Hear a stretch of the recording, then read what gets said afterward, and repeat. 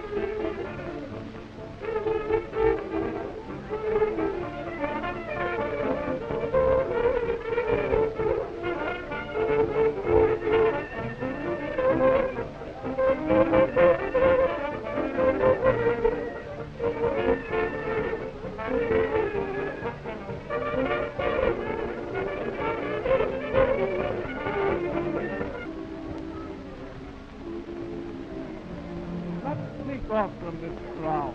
I've something terribly important to say to you. Really? Something wonderful. On the square? Sure thing. Now listen.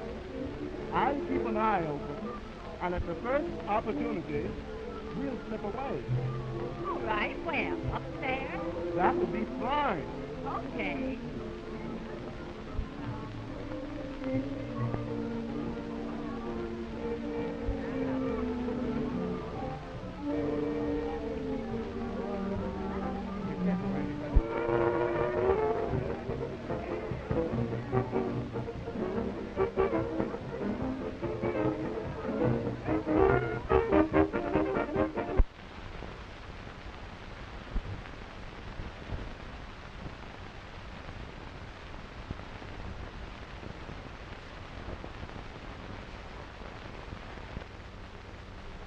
You know, this is a strange old house.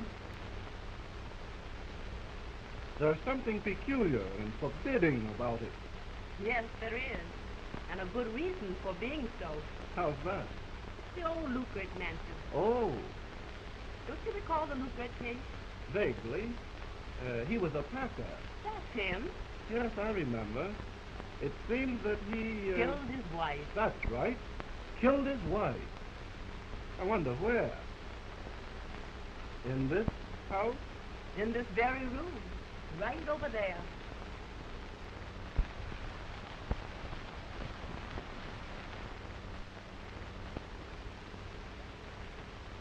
What do you think of Eve's and John Baptist? Oh, I don't know. I rather think she's in love with him, but doesn't know it. A fact to be considered. Is he in love with her? Why not inquire if they're in love with each other and let it go at that?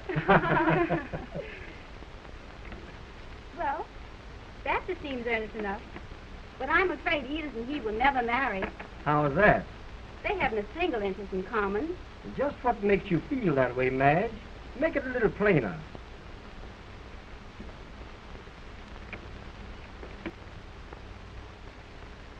Well, it's like this. Edith doesn't belong in this environment. It is all a case of make-believe. How she got here is a long story. But I do know that she doesn't belong here, nor among these people. He brought her here a bride, and she was beautiful.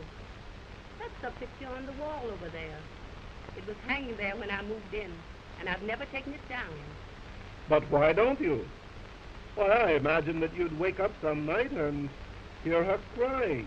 No, but I've had two strange and horrible dreams since I've been living here. I dreamed one night that somebody came in here and murdered me. Oh, let's talk about something else. The second dream was a repetition of the first. I only have a vague idea of the murderer, but he seemed to have come from far away and was a strange, vindictive sort of person who accused me of having ruined him. Please, Edith. All right, my dear. After all, I'm told that most dreams go by contrary and that only a few come true. I hope to forget the ones I had, though they seem to linger with me.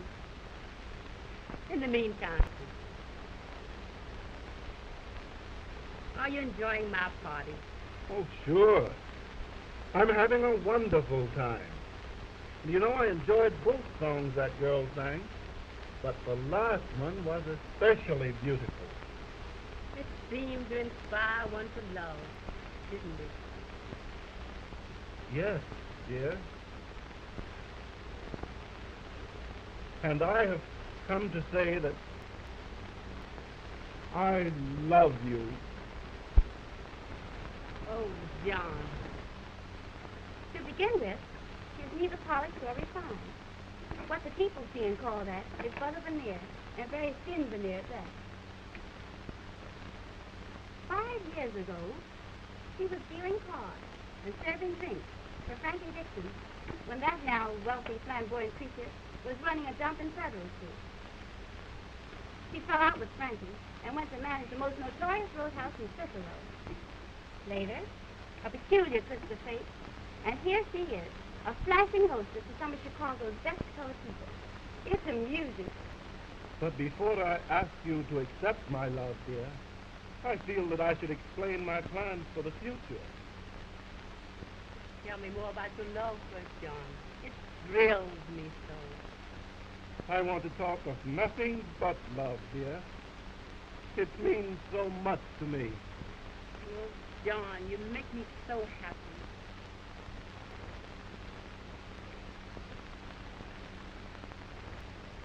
Oh, isn't it beautiful to plan, dear? While you do not know it, may have not even guessed it, but I have some big plans in mind also.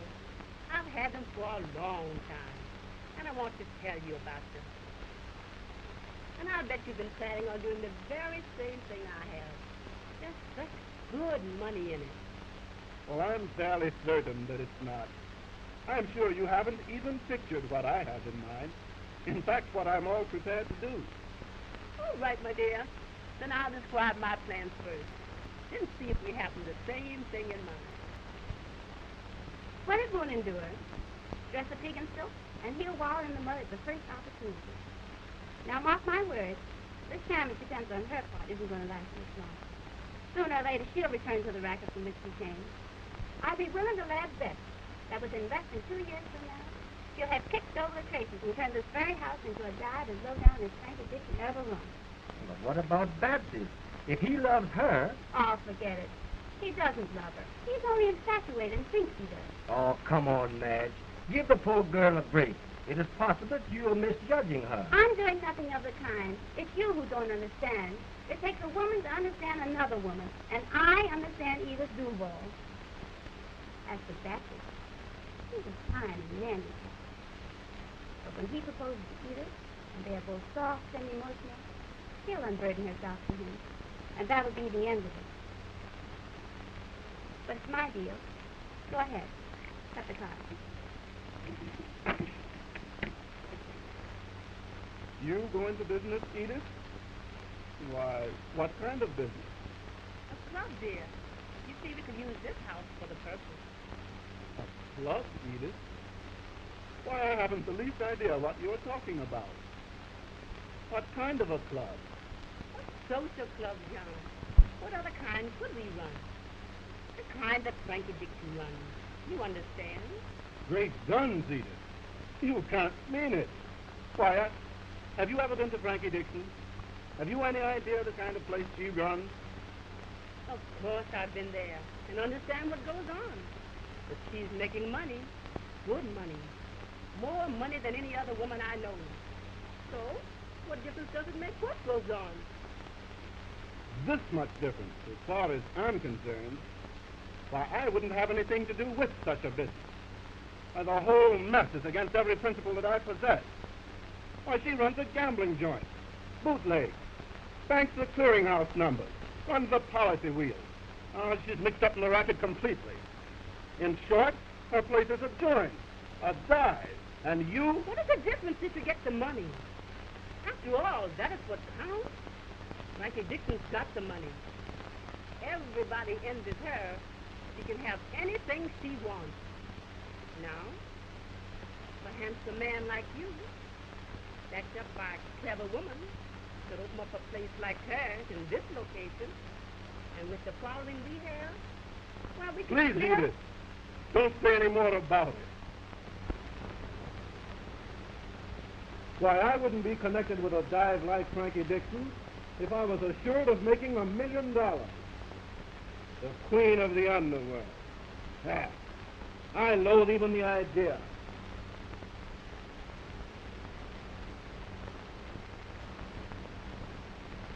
I appreciate your point of view, John. But we do not have to be wicked because of the nature of our business. If they want to blow their money in trying to beat us out of ours, it seems a fair exchange to me.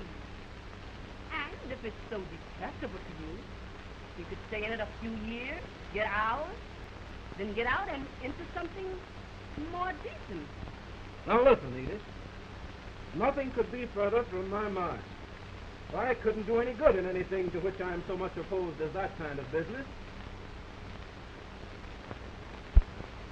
But if I had money, I would outlaw such places and put all characters like Frankie Dixon in jail. Now, I hope you understand how I feel about it. So, that's the way you feel about it, eh? Nice man. Goody man. You need to buy yourself a little red toy balloon. Go right on up to heaven and get an angel for a wife.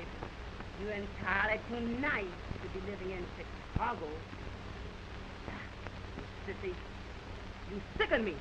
Well, I'm sorry, Edith, but that's the way I feel about it. I understand. I don't see how I overlooked it before. But you are not like other men. You don't drink. You don't stay out late at night. And until tonight, you had never even asked me to kiss you. Just a sissy, that's all. And I wouldn't have you on a bet. Now, that's unfair, Edith. And you have no right to call me unpleasant names. There are plenty of men who don't drink, who don't stay out all night, And there are plenty of men who persist in a high moral regard for the women that they would love and honor, for all women. I'm a normal man in every way, but I simply will not have anything to do with any crooked underworld business. I'm sorry we don't agree. Since my plans are so entirely different from those that you've set forth, why, I'll not annoy you by explaining them. Perhaps we'd better just forget all about them, and maybe about each other. What do you say? Oh, come on, just what?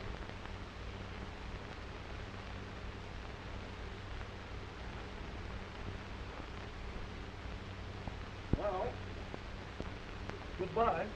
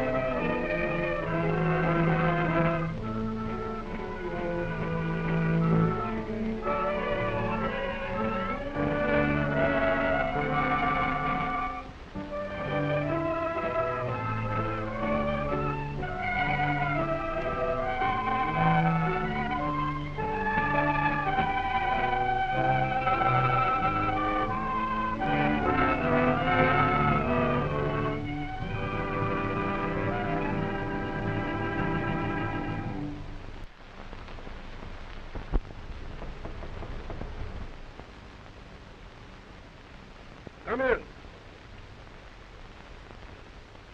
Why, hello, Baptist. Oh, Trouble, come right in. Come right in. I got your groceries from town. Okay, let's put them over there on the trunk, Trouble. Come on back. Take a seat. Tell me all the news. All the news. Huh. That's amusing. But speaking of news reminds me of something. Yeah? We had some new neighbors. No. Yeah. On the Watson place. Moved in from Indiana a few days ago. Oh, that's interesting. Who are they? Their name is Stewart. The family consists of an old man and 2 boys.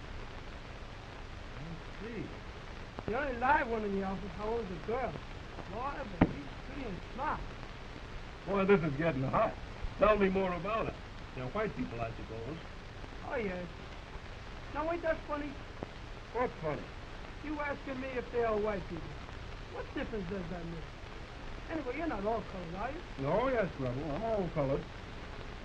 But ain't you sort of mixed? Got some white blood in you? I understand mixed. Colored people are smokers. That is like you understand. Well, that's quite true. But you see, if you're part white and part colored, it's all the same. You're considered all colored. So we'll let's let it go at that, eh? Now, come on, tell me more about your new neighbors. Of course. Well, I've only spoken to the old man twice, but I don't think they have very much money. In fact, I think they are very poor, and he wants to hire one of the boys out. So I told him that you needed a hired man, and he wants to see you. So what should I tell him? He'll come down to see him, or he'll come up to see you? Well, I'll go down and see him. Let me see. Sunday. That'll give me a chance to see this beautiful daughter you speak of, too. I can see you falling for her right now, big boy. There's you. But you got a rival already. Yeah, who's that? Bill Prescott. Oh. Sure. He's right across the road from her. Well, that gives him the inside track. Well, I gotta be gone.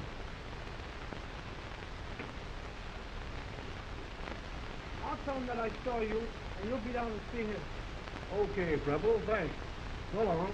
So long, Doctor.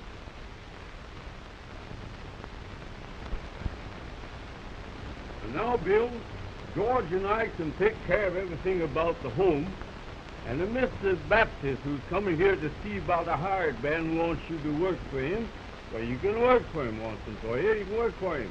But where will I eat? He's a bachelor, you know. Well, I suppose you eat at home. Although he owns most of the land around here, so I understand, why, he's a bachelor, and it'd probably be all right with him for you to board at home. Anyway, that can all be settled when he calls. That's him now, I guess.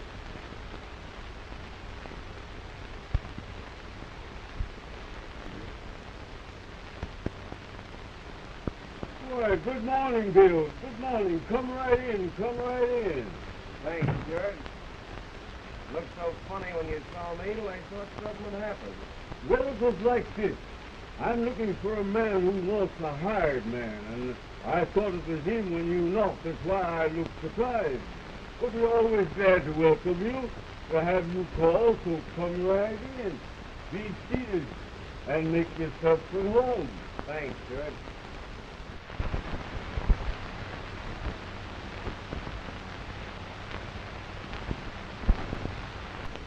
So you want to hire Bill out, eh? Well, we're very poor and needy, Prescott. And if Bill could get a job, it would help us out a whole lot. He could that. I see. You're looking for this man Baptist, I suppose. He's Yes. the only one I know of around here who needs a hired man. Yes, it's Mr. Baptist that I'm expecting. Funny about that fellow. Buddy, how's that? What do you mean? He's a colored man, you know. Is that so? Sure. Didn't anyone ever tell you that he was? No. Well, what difference does that make? A lot with me. I ain't got nothing for them people to do. I'm from Arkansas, you know. Oh, that probably explains the way you feel about it. Well, I'm from Scotland. And to me, a man is a man for all of that. Oh, of course, of course. That's all right. No harm done. And we shall continue to be friends in spite of a little difference of opinion with regard to races. Oh, in the meanwhile, how are the folks? Well, Agnes is busy putting the house in order. I'll go tell her that you're here. Coming in?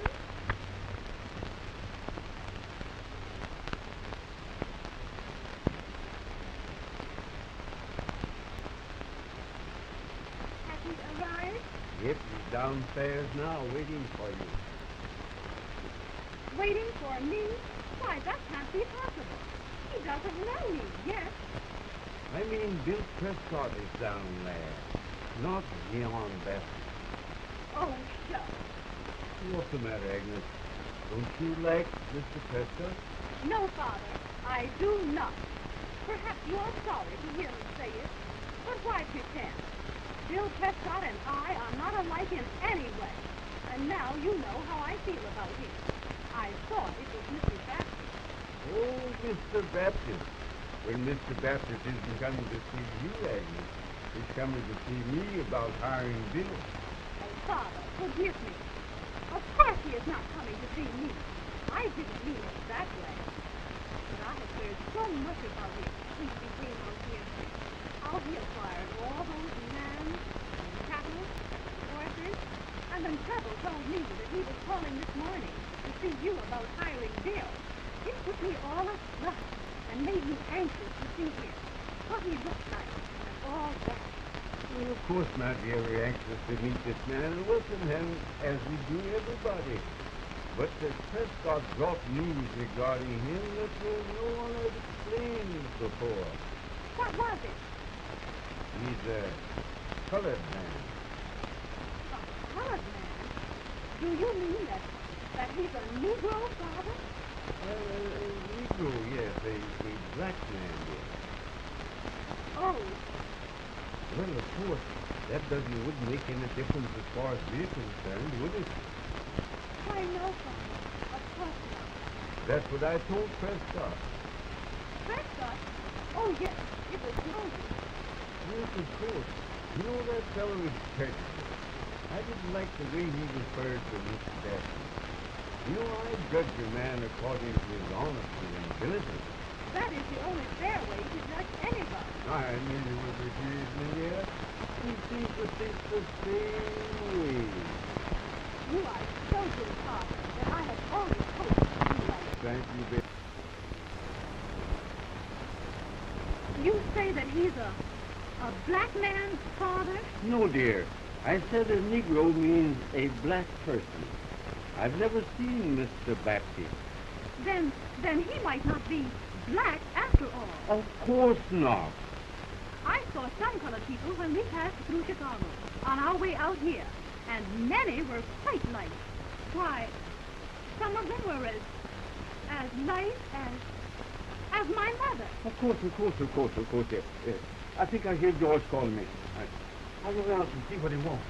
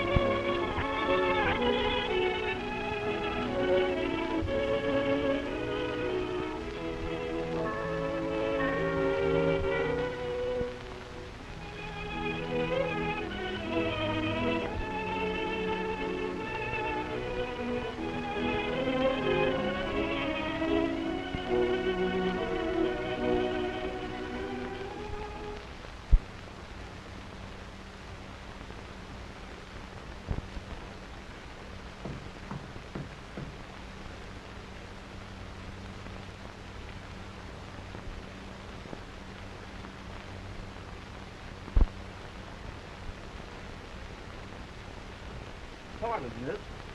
My name is Baptist. I'm calling to see a Mr. Stewart about hiring his boy. Is he in? Yes. Would you come in? Thanks.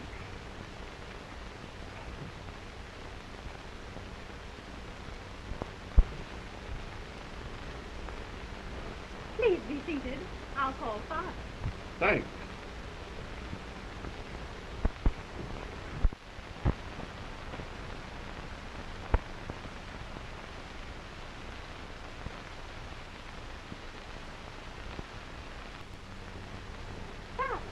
Father, wake up. Mr. Baptist has come. He's in the front room, so hurry in there, and don't keep him waiting. All right, my dear, I won't keep you waiting long. Now that he is here, you entertain him while I prepare dinner. Why is my baby so excited? Oh, Father, stop talking and go on in there before he becomes impatient. All right, I'm going. Call us when the meal is ready.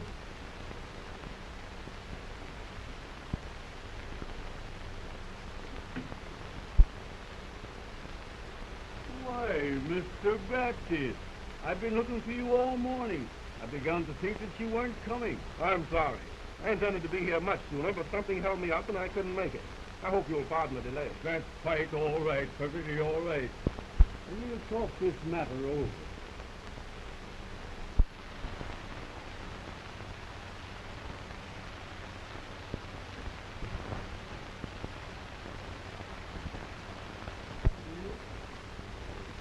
All right, it's all agreed, Mr. All agreed, Mr. Baptist.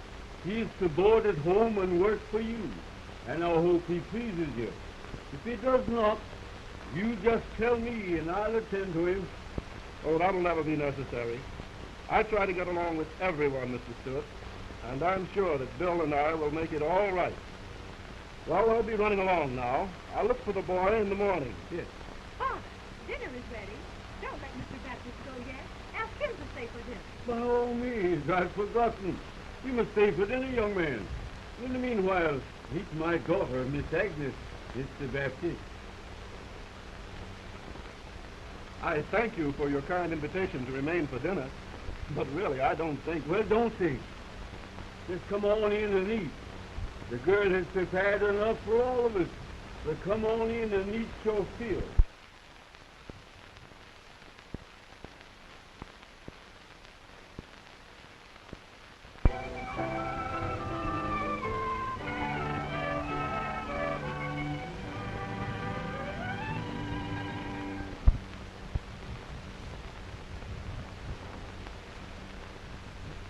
Little did I think when trouble stopped by my place and told me about you that I was so soon to meet the girl I was to love.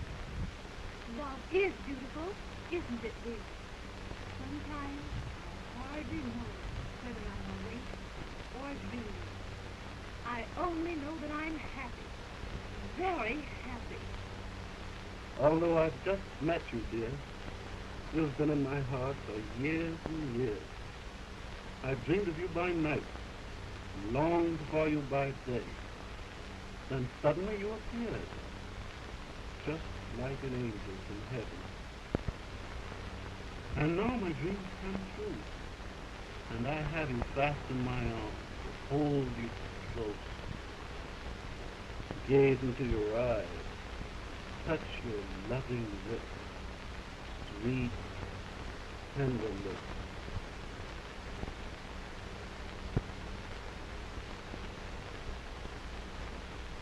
Oh, Jean, you are magnificent. I love you, Agnes. But somehow, frightening. I love you, my dear. And you will always love me, Jean? Always, Agnes. Regardless of what may happen. Do you think anything will happen? I hope not. I would be so unhappy if it did. And so would I. But nothing can stop us from always loving each other. Nothing, dear. Listen, Jean. Did you mean what you said the day we met? What I said? Yes, about the girl. Oh, about the girl. What? There is no other girl, dear. But you haven't said anything about... There is no other man, John. You are the first one I have ever loved. Oh, my darling. Oh, Daddy, the sheriff is over at Prescott. He's just arrested Bill for stealing cattle. See? There he comes now with him. He's got handcuffs on him. I told you that he was a thief. There was something funny about him. I couldn't trust him at all.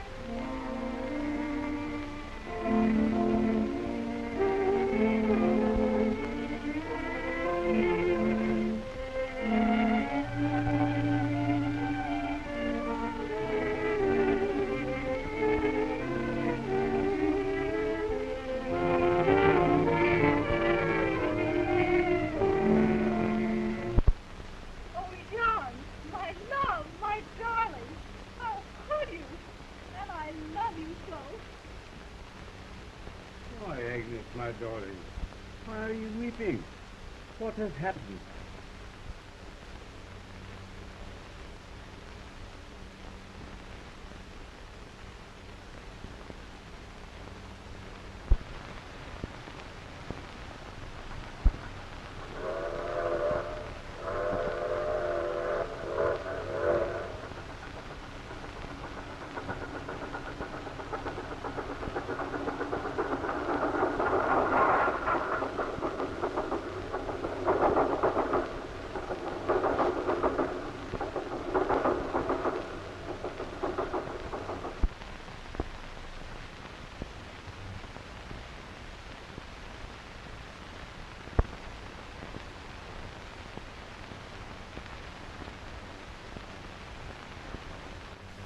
I married her and we lived happily until she died. God rest her soul. And now you know the truth. I would have told you many times before, but Watson restrained me. I'm sorry now that I did not. That is why John wrote me the letter. He thought I was of one race, while he was of another, and that we would be ostracized, that we could not be happy. The letter, Father, the letter. He said he was going away, and before he learned the truth. That letter was posted yesterday. He might be gone now, and we don't know where to reach him. Be calm, Agnes, be calm. He may not have gone. I'm glad now that he loves you. But be calm, my dear. Be calm. I have a strange feeling. Something tells me that he will do as he has written, and I love him, Father. I'm so. I'll find Bill. Send him up to his house and bring him back to you. Hurry, Father. Oh, do hurry, and bring him back to me.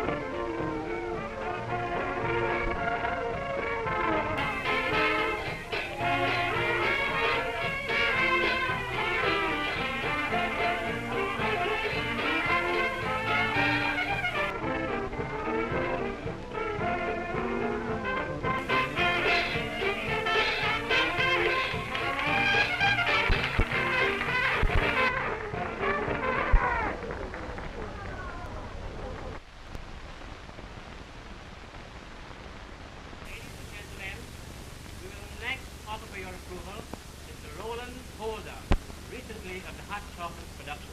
Roland Holder.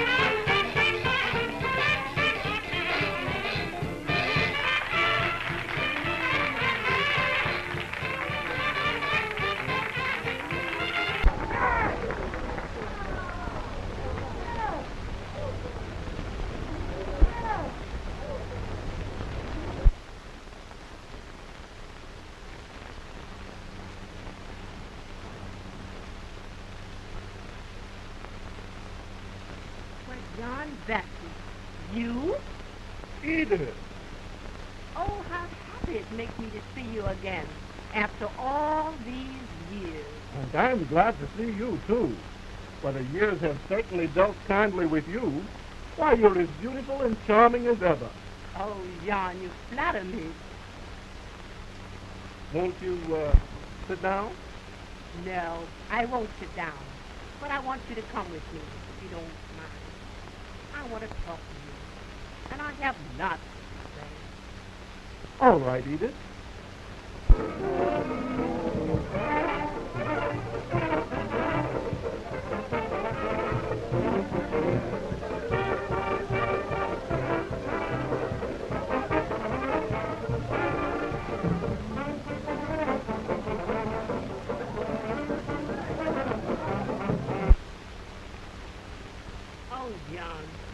Why have you treated me so shamefully?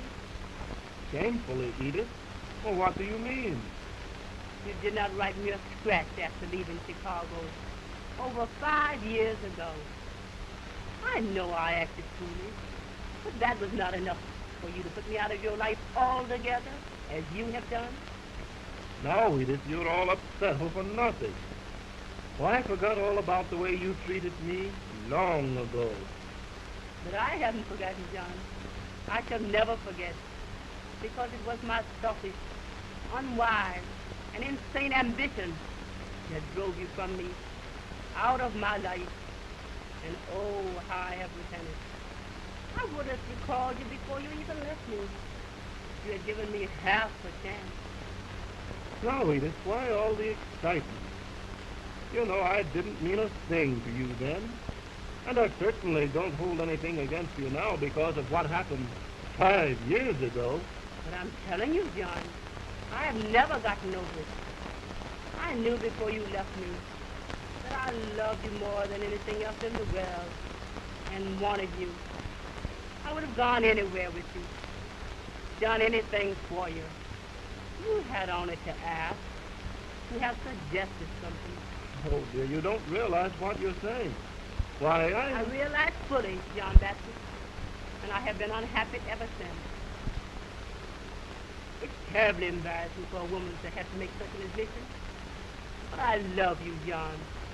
Always have, and always will. Oh, Edith, don't you catch my point?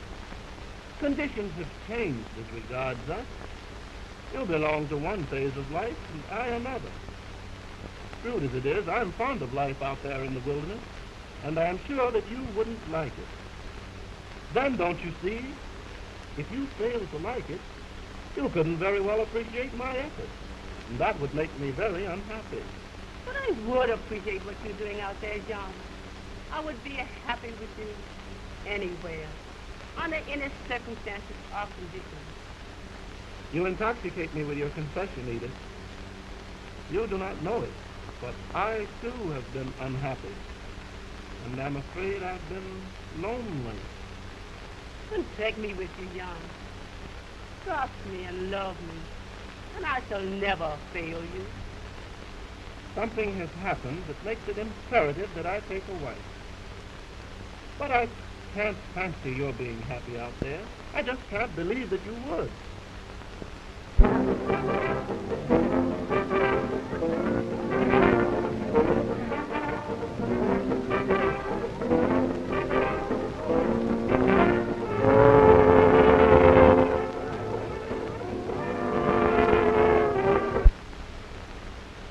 But as I have said, I can't believe that you would be willing to leave a place like this, with all its people, music, glamour, and settle in a land where the only music you could depend on hearing after the sun went down would be that of yelping coyotes from the distant hills, moaning like some dying thing in the night. With you by my side, it would thrill me, John. Oh, I should love it. But Edith, are you sure? This is all so sudden. I'm afraid if we act hastily, we shall both live to regret it. I shall regret only if I miss you. If you fail to take me and love me and protect me. Then I shall take the chance. That is, if you are willing. Oh, I am willing, John. Very well, then. When shall it be? Whenever you wish. Tomorrow, if you like. Tomorrow. I shall call for you at 11. I'll secure the license. Then we'll find a minister and have him marry us. Oh, John, this is wonderful. Imagine it. This time tomorrow, I shall be fast in your arms, calling you my husband. Kiss me, John. Now we offer for your approval a little number entitled Make Hay Hay While the Sun is Shining. Louise Cook will do it for you. Cook.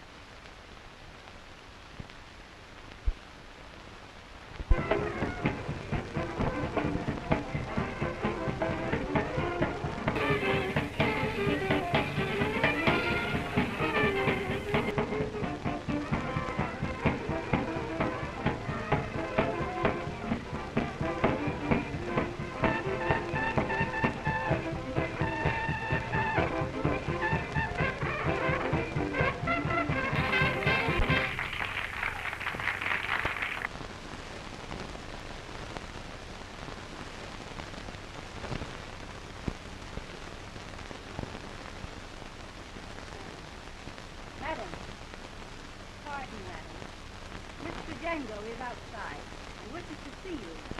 Shall I send him in?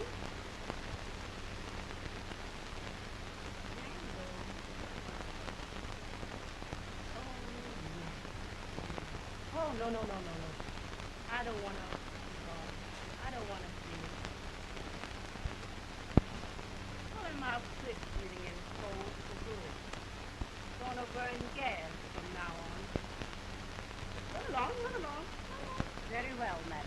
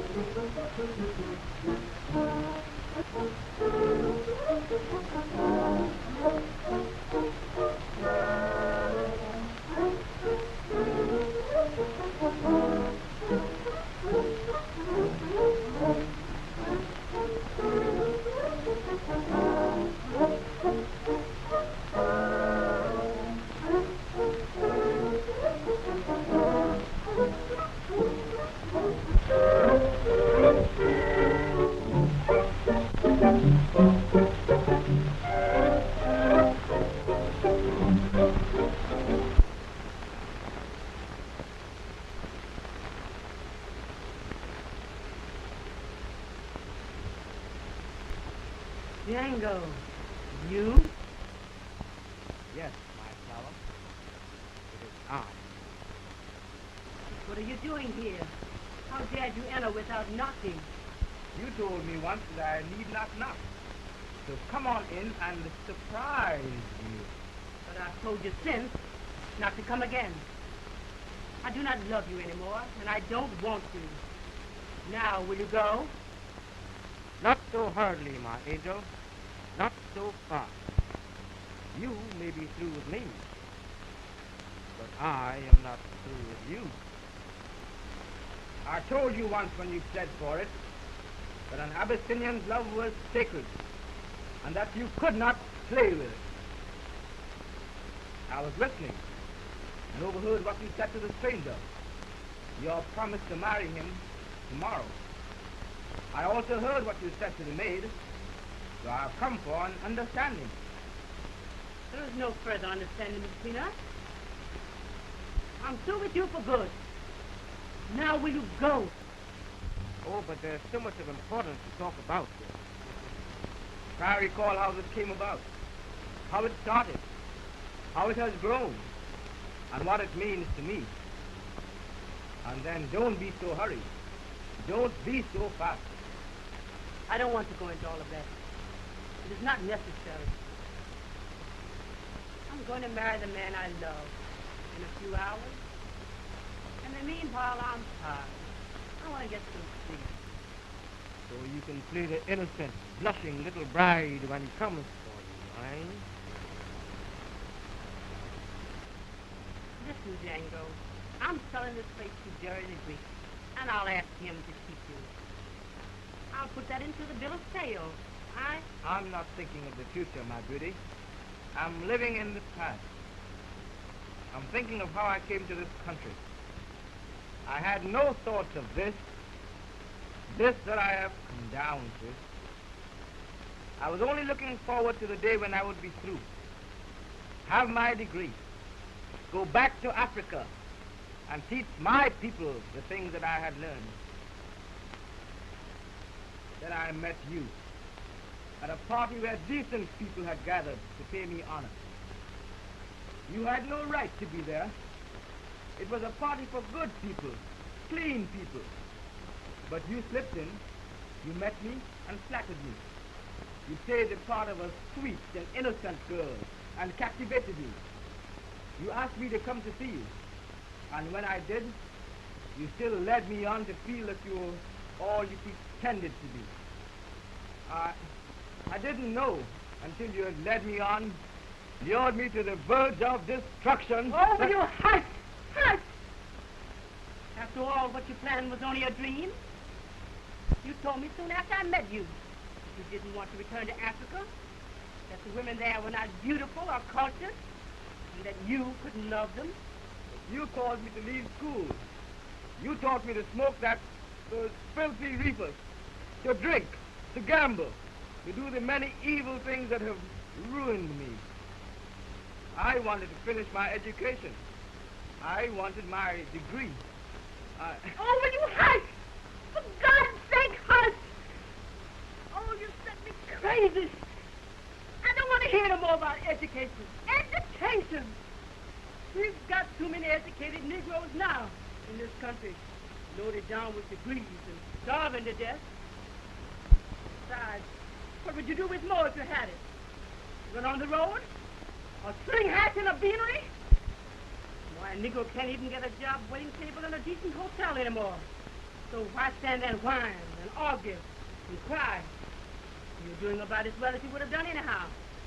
And you've no right to say that I ruined you. I wanted to finish the training I crossed the seas for. I wanted to become a doctor or a lawyer. Yes, a doctor. We have too many of them also.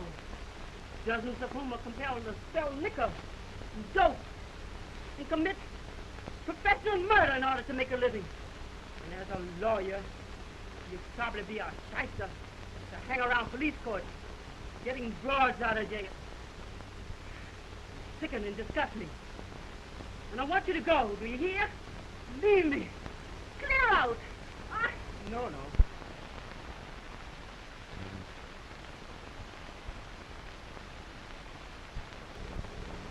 I'm sorry, but I suppose you're right. All my hopes, dreams, and ambitions, however, are shattered. My mad infatuation for you has ruined me. There's only one thing left. Suicide. Rat, you haven't got the nerve. Haven't I? If I had a gun, I'd prove it to you. I'd kill myself right here before your eyes and come back after death and haunt you for the rest of your worthless life.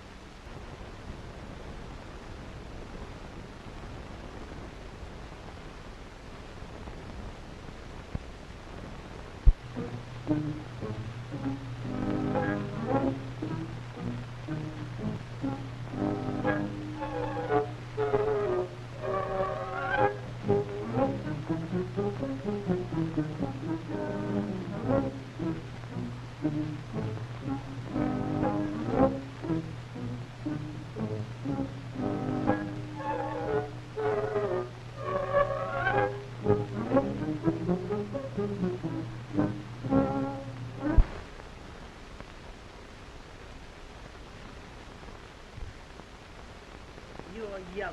Here's the revolver. Don't shoot yourself here. Take it to your room and pull the work. I'm going to see how much nerve you've really got. Go ahead, you rat. You haven't even got the nerve to take it to your room. Let's shoot yourself. All this boast about wanting to be somebody is just so much tommy rot.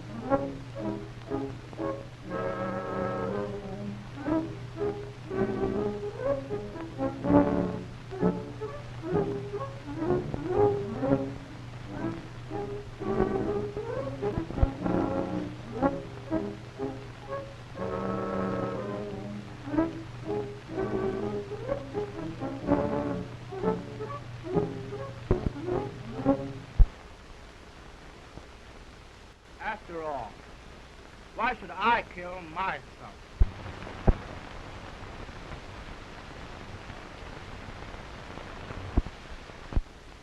Rastafari has just been crowned King of Abyssinia, my own Abyssinia, and Ethiopia needs me, so I've changed my mind.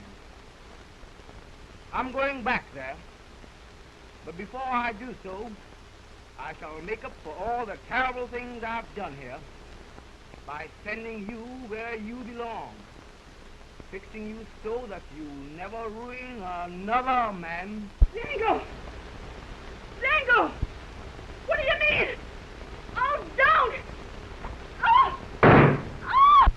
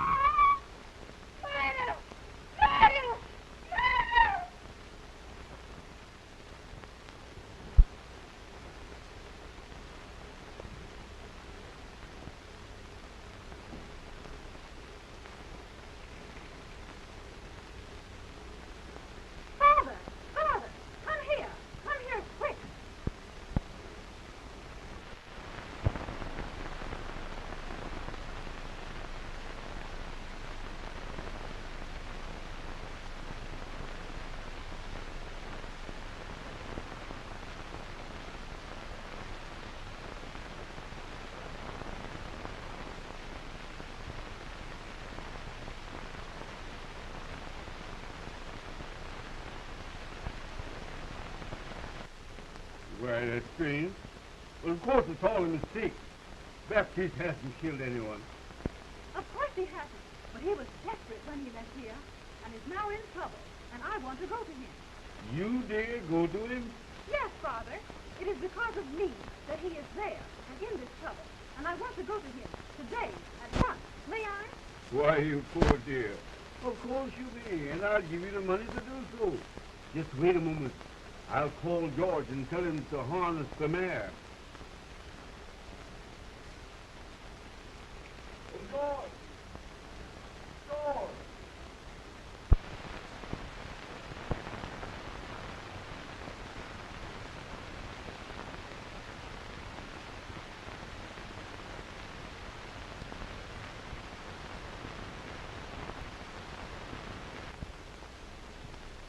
You say you knew this woman 5 years ago and never saw her since until last night when you were seen following her in her dressing room? Well, you were the last person seen with her before her body, shot to death, was found in this same dressing room. Well, of course, I'm deeply shocked at such a terrible occurrence. But I had no motive whatsoever to commit such a horrible deed. Why, we were two husbands. Come on, back the goods on you and you go to talk, please. Pardon, Chief. This fellow had been going in this Duval, and there was something about her murder.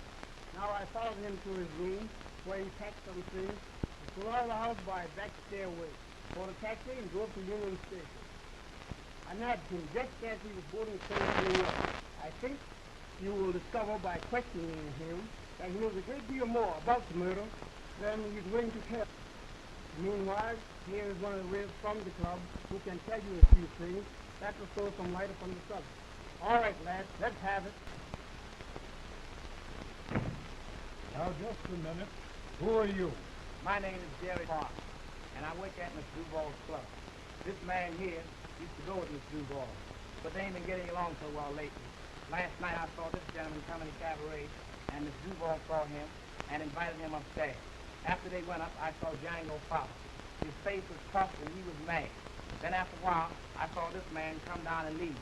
And after he had gone, I happened to pass Miss Duval's room, and I heard her and Django quarrel. And I heard her say, "Now will you go?" But I didn't hear no more. Then a little later, I saw him come out and leave by his side door. And after he had gone, they discovered Miss Duval's body.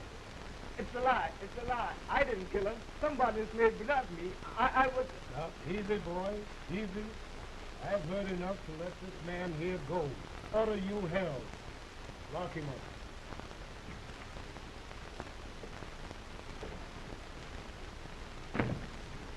All right, Mr. Baptiste.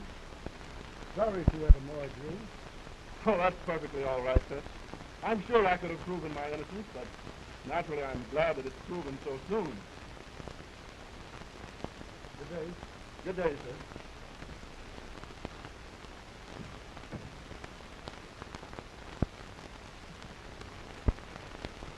Why, Agnes, you? Yes, John, I. And I have come to help you. Tell me, you haven't killed anyone, have you, dear? Why, certainly not. They've caught the real murderer, and I'm free. But what are you doing here? In Chicago? Because of you. I am so glad they found out who did it, and you are free. Meanwhile, something has happened to me also. And if you can take me somewhere, I'll be glad to tell you all about it. Well, I'm stopping with some rather nice people. They have a beautiful parlor. We might go there, if you don't mind. I do not mind.